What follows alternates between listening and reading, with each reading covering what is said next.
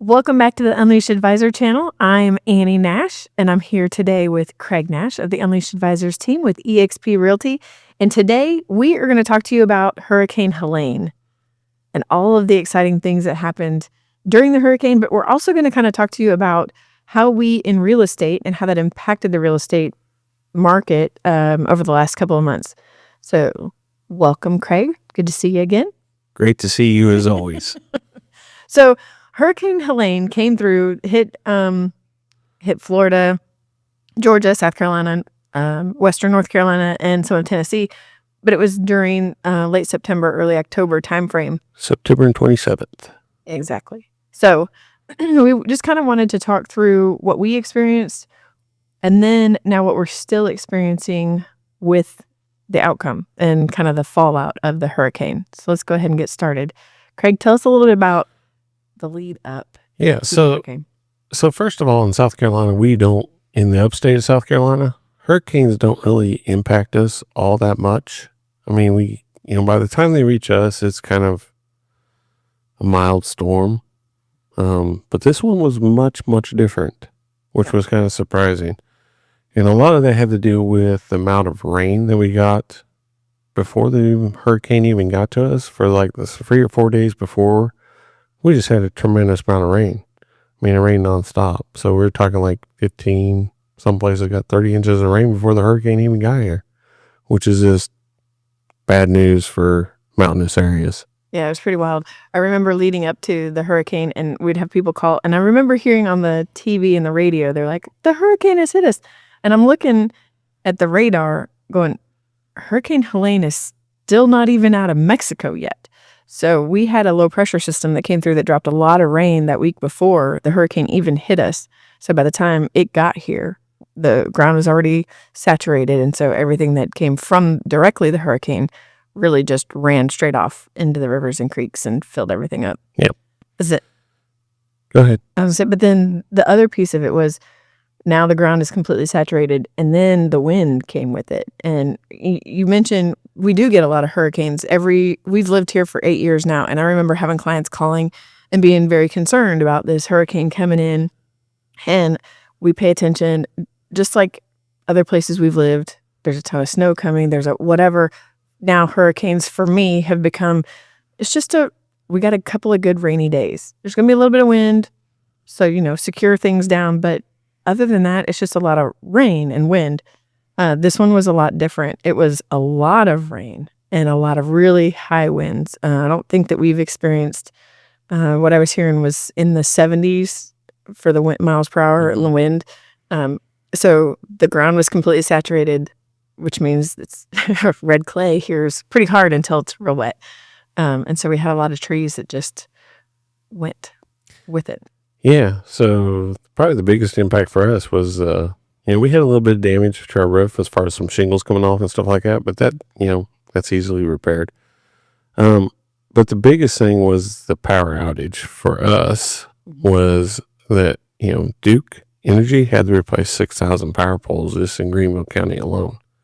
So that takes time, a lot of effort and all that stuff. And to be honest with you, they kind of sent some of their crews to Florida to help out and kind of got left shorthanded a little bit.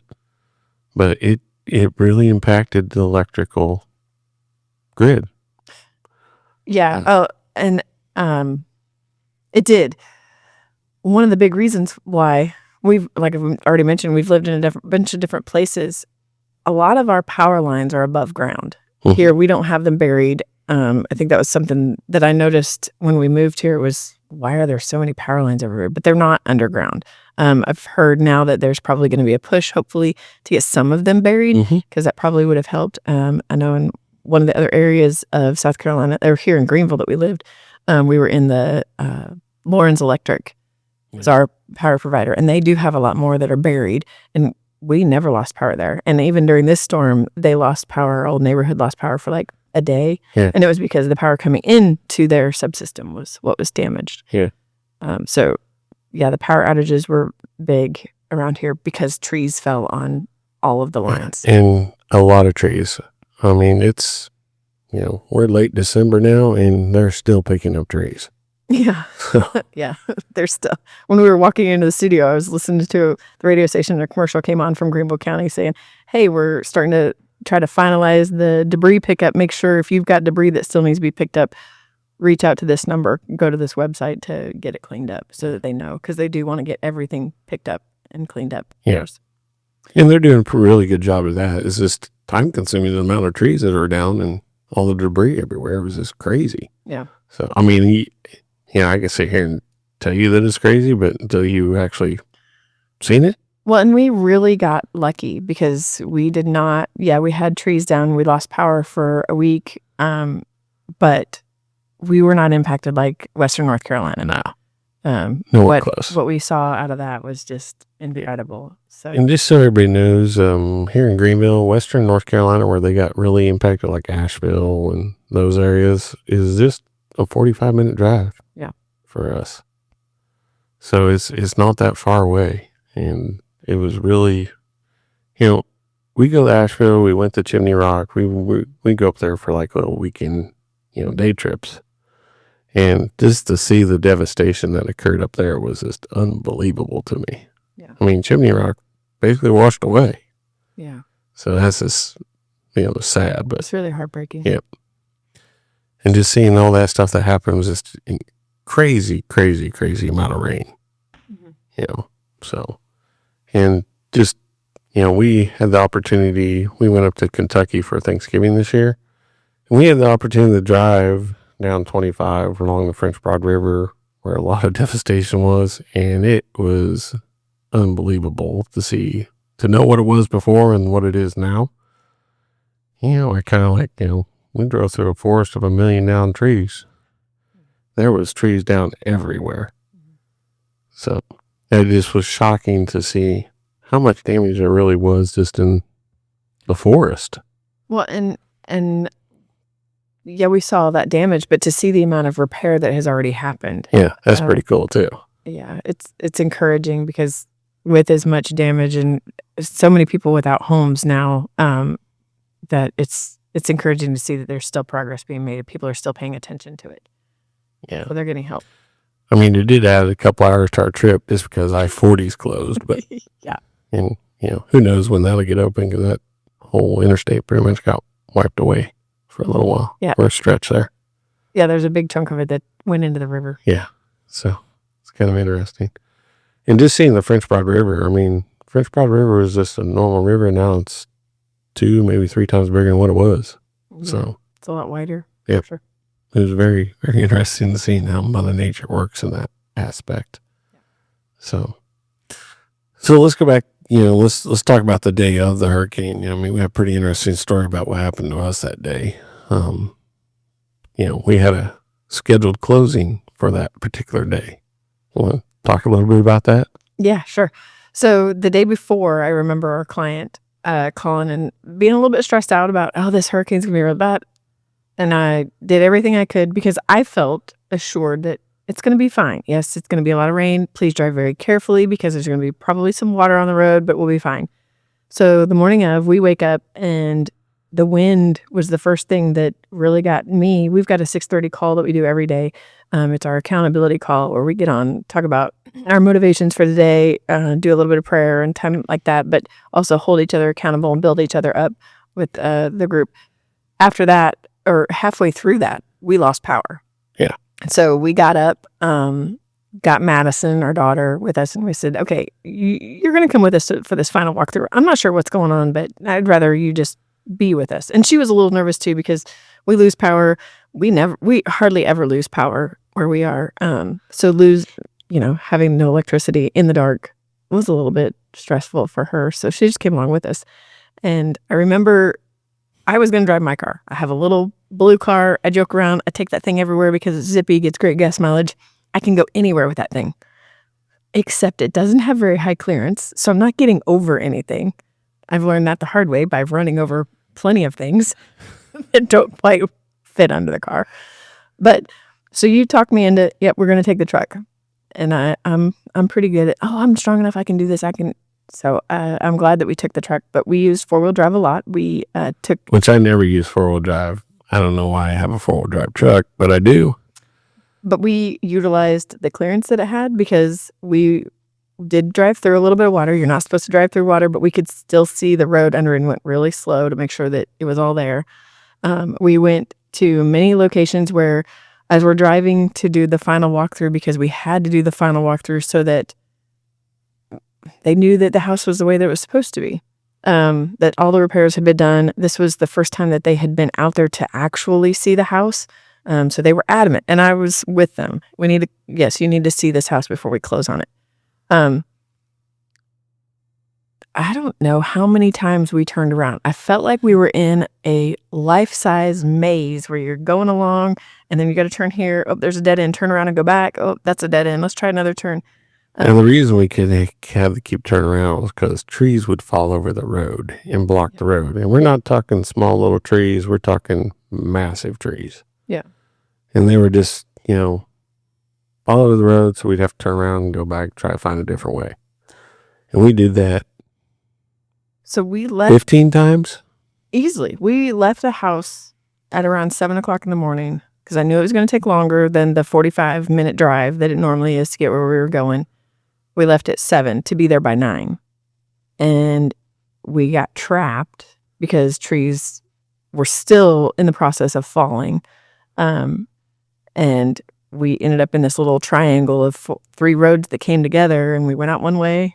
We were able to get in there, went out, and got stuck because a tree had fallen behind us. Yep. And so we ended up getting out of the truck. I was like, well, it doesn't really matter if I'm all wet and muddy because we're not going anywhere. So we got out, and luckily there were people out that had already started with chainsaws and stuff like that. So, and they were all stuck with us too. So that was one of my favorite things of all of this, is to see how all of the neighbors, all of the community comes together to just help each other. So it was cool. Even Madison got to experience getting out and just doing the right thing and helping each other. So that was interesting. I think we finally made it there by like 1 or 2 o'clock. It was about 3 o'clock when we got there.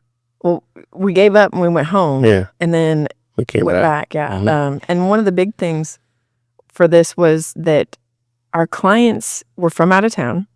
They had checked out of their hotel, and because everywhere had lost power by later in the morning, everybody had lost power. I think 99% of Greenville and Spartanburg counties had no power at that point. No hotels were allowing anybody to check in, and we couldn't get to the house. So are we going to close? And I think closing was scheduled for like 10 o'clock that morning. That's right. So we couldn't get there.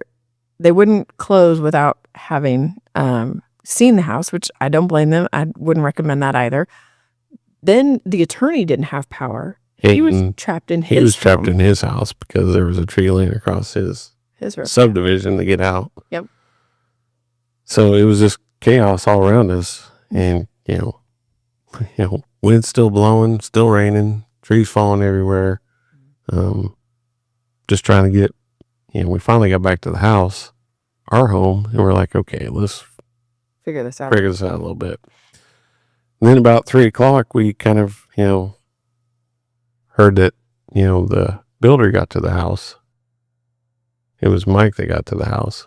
Mike got to the house, but so did clients. Yeah, they were able to get through to get to the house. So we went there, went inside, saw that everything was fine. Yep. There was no leaks. There was, the house was still standing. Obviously, no power. But because they didn't have anywhere to go, they were strongly requesting to still close or find a way that they could stay in the home. Yep. For those of you that don't realize, when you're buying a home, to go in early and stay there, there's a lot of liability for the seller. So as a seller, if you've got a buyer that wants to move in early before you close, there's liability for you. And so there's a few extra hoops that you need to jump through in order to absolve you of any of that liability, to make sure that, it still goes through. So that was not a solution that either party really wanted to take, but being able to close was going to be important. Now, let me tell you, we had a few extenuating circumstances. This might not work for somebody who's closing with being financed. This happened to be a cash deal, and the money had already been made to the attorney. They had it. They had all the funds. With that, The attorney took all the paperwork home with him, so he had everything he needed. He was prepared for closing the next morning, whether or not we had power. And he was finally able that evening to get out of his neighborhood so that we could meet at the closing office, at the attorney's office, and close this thing. I don't know of anybody else or anywhere else that could have done this. That's one of the important things of working with an attorney and working with business partners that you know and trust. Yep. So I got to give a good shout out to Josh Henderson. He was the attorney. Yeah, Josh Henderson at HBV Law, highly recommend. His whole team did a great job of getting us across the finish line for this one. So we literally were sitting at the closing table at 5:00 that evening. No power, sitting in the dark pretty much and signing papers. So got closed, got all the keys to them. They got a place to sleep that night. Yes. So, but yeah, it was an entertaining closing to say the least. It's one to remember. For sure. Yeah. So what else affects? I mean, we had that experience go on, but with the hurricane coming through, we had houses under contract, trees falling everywhere. So the next day we pretty much was checking houses that we had under contract to see if there was any damage, right? Yeah. So let's talk about, for buyers, if you've got a house that you've purchased or you're getting ready to purchase, you're in that contract period, you haven't closed yet, there is an item in the contract that talks about fire or other damage.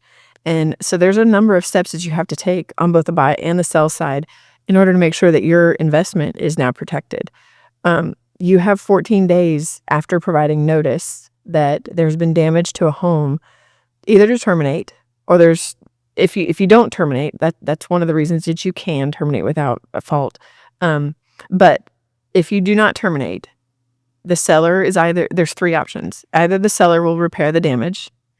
Number two, the seller can pay the buyer the amount of whatever the damage was.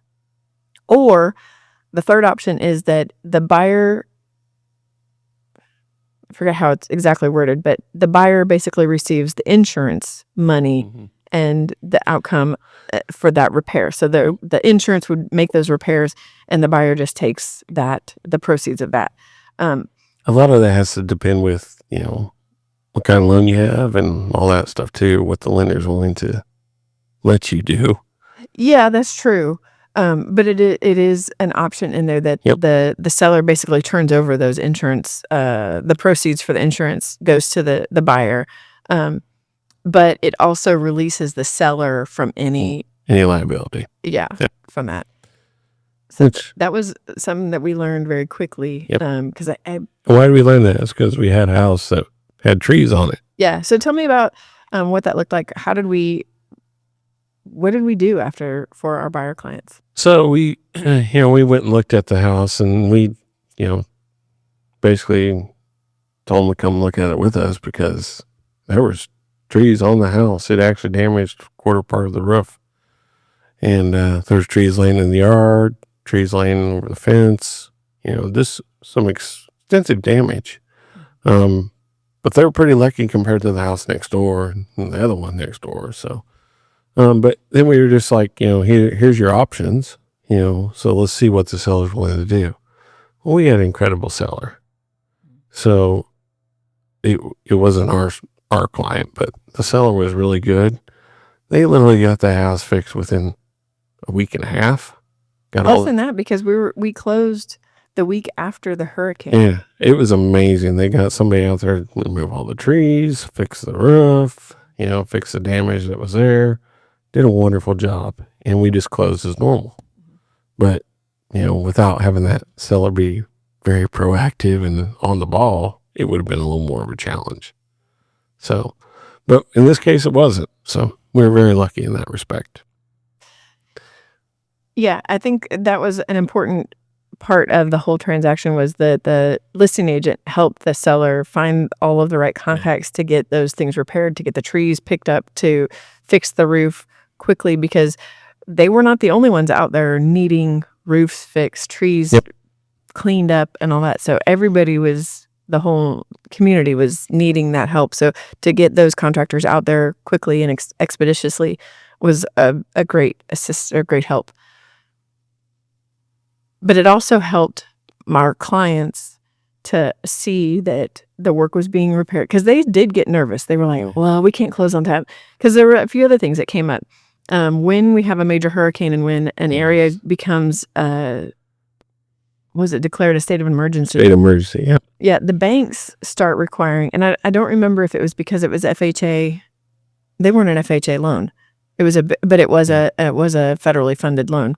The bank then required a new appraisal to be done, and it was to look for damage from the hurricane. So that was, luckily they came out after everything was cleaned up, because we weren't aware that was going to happen until all of a sudden, oh yeah, there's an appraisal that's coming. Yeah, it's very interesting that whole process happened. A lot of closings got delayed for a week or two just because of that process alone, to get the appraiser back out there to take a look at the house to make sure everything's okay. Yeah. So it was a interesting process to go through. And it was something I'm sure people in Florida experience that quite a bit just because of all the hurricanes that go through there, but not here normally. It was a first for us. So, that was a neat process. So yesterday we learned something new about mortgage insurance and loan types and stuff like that. Can you explain that a little bit? Yeah. So, everybody, there's this mortgage insurance. It's called PMI on some stuff, but it's mortgage insurance that protects you if something happens that, well, like there's a lot of this going on up in the western North Carolina, where their house got wiped away and they still have a loan to pay on it, but it's not covered by flood insurance. So because why would you have flood insurance? In a mountain? Yeah. So so then what happens is that your mortgage insurance kind of covers that loan, and the lender gets satisfied with that insurance. So it's very it's one of those things that you hate to pay for, but when you need it, you need it. So that's kind of cool that actually is helping people out in western North Carolina as far as that goes, and people that just lose their house and flood. So the mortgage insurance is something that you have to put on your house if you don't have 20% down on your loan to value. Mm-hmm. On FHA, it's there the entire time. But everywhere else is just kind of a 20% deal. But in this case, it's helping out people a whole lot. So, I hear a lot of complaints about that PMI or the mortgage insurance. Well, guess what? You're going to want it if you need it. Yeah. So what else you got? We had the opportunity to drive through like Asheville and Irwin, Tennessee, and all those places and see the devastation. But it's even cool, that there's still relief efforts going on up there. People are still, helping people out. I think that's really cool. We helped our neighbors out. We helped some of our clients that, I have a chainsaw. I'm more than willing to cut down some trees for you. So, or clean up some trees for you. I actually broke my ribs doing it, but I'm better now. Yeah. That's just because I think I'm 20 and I'm not. But I fell off a tree. So. Yeah. I learned how to use a chainsaw. So, yeah, it was good. Let's talk a little bit about the impacts to the real estate market from the hurricane. Okay. Do you have any of that information, or do you want me to? Go ahead. So one of the things that we saw, I was looking at the numbers to try to see what's the market doing. Is the market increasing? Has it contracted a little bit? And when you looked at the numbers for September, it looked like we had fewer closings.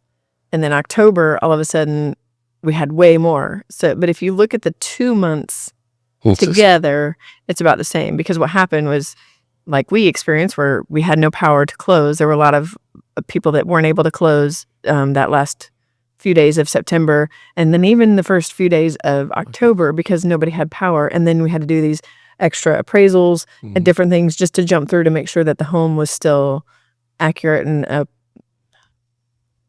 well kept and was in condition that it needed to be. But really the numbers have steadily continued to grow. What I saw was still that like 3% increase. The number of closings for October and September months in 2024 were roughly the same as what it was in 2023. So it didn't have as much of an impact as I expected it to. Because I was thinking that I mean, we had people calling us the very next day, which was a Saturday, wanting to look at houses. And we're like, there's no power. there's no power. Yeah. So it didn't really adversely impact the market too much. No, not really. It was interesting. Yep. I'm sure in some places, Western North Carolina's experienced a little bit of a. Yeah. I do know, or my understanding from the market in Asheville, we've got some people that are really interested in a property that we've got listed, but they've got to sell their house first. And it's been listed since slightly before the hurricane. And they said that the market's just really, yeah. So, which is understandable. Yeah. I mean, they're dealing with some serious devastation. So. Yeah. But these people, their houses in their neighborhood, they're not impacted, but the area, yeah. So there's a lot of stuff that's still open, so people need to still go and visit. But they've seen a big change. Yep. So all in all, hurricane was a very interesting experience for us. So. It really was, and we learned a lot. Yep. Through it. So hopefully we don't have to use that information any time again soon. But I like that anytime we have an event or and something different that happens, that we get a chance to learn so that we can do things for our clients in a better manner. I always like that. Yeah. It's all the joys of real estate. Yes.